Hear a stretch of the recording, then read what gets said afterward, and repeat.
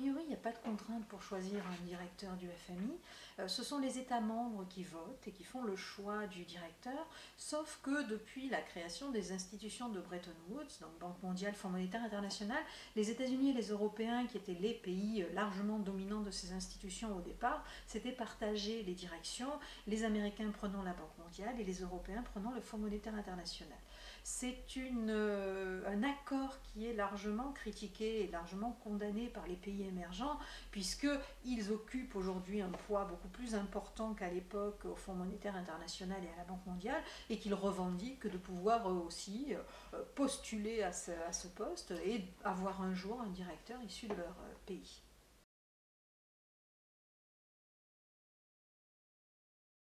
PSK, Dominique Strauss-Kahn s'était largement investi dans la résolution de la crise de l'euro et de la crise grecque, d'abord probablement parce qu'il est européen, également parce qu'il avait une vision très politique du rôle que pouvait avoir le Fonds monétaire international, une vision politique qui lui avait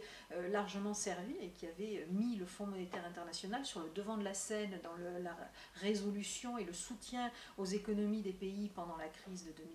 2008-2009, mais également un rôle politique qui avait été extrêmement actif au moment de la crise grecque et avec des mesures qui étaient extrêmement différentes de ce qu'avait l'habitude de pratiquer le Fonds monétaire international. Il est évident que le nouveau directeur, s'il n'est pas européen, et si les pays émergents obtiennent gain de cause, aura le regard un peu moins tourné vers l'Europe et les problèmes des Européens et un petit peu plus vers les pays du Sud. Et de ce point de vue-là, on risque effectivement d'avoir un éloignement du Fonds monétaire international, un désintérêt du Fonds monétaire international ou un moindre intérêt du Fonds monétaire international pour cette crise européenne.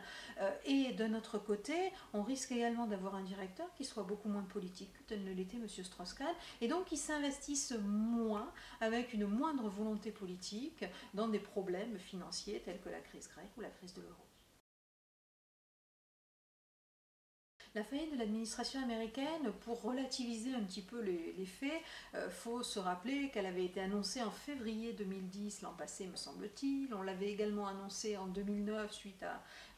la crise, en conséquence de la crise financière. Donc c'est une idée qui revient, une peur qui revient assez régulièrement. Alors l'économie américaine est suffisamment solide pour soutenir un État endetté tel que l'est le sien, et l'a prouvé depuis plusieurs années, même si, encore une fois, ça peut avoir un certain nombre de conséquences assez négatives.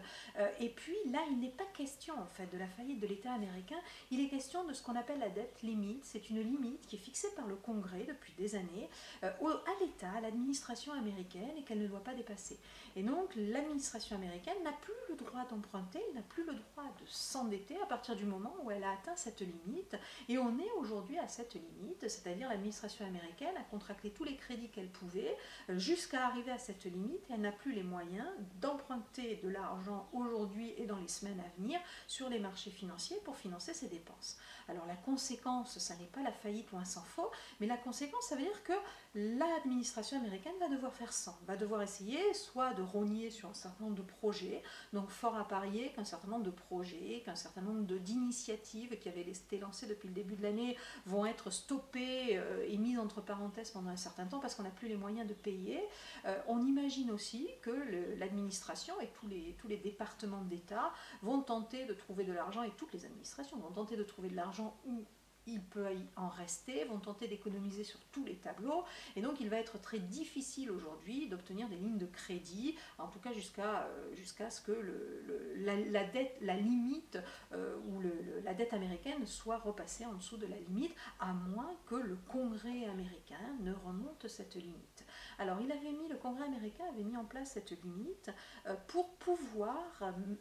discuter, pour pouvoir débattre de la dette américaine au niveau des élus. Donc à un moment donné, quand la dette américaine augmente trop, le Congrès se donnait un droit de regard, un droit de décider si on augmentait cette limite ou pas. Et cette limite, depuis qu'elle a été instaurée, n'a cessé d'augmenter d'année en année, et le débat a eu lieu, et au moins le citoyen américain sait à quoi s'en tenir. Et cette limite est très souvent, quand elle est atteinte, est très souvent médiatisée, donc ça permet à tout le monde de se rendre compte qu'on a atteint une limite qui avait été fixée à une certaine époque et qu'il va falloir relever cette limite.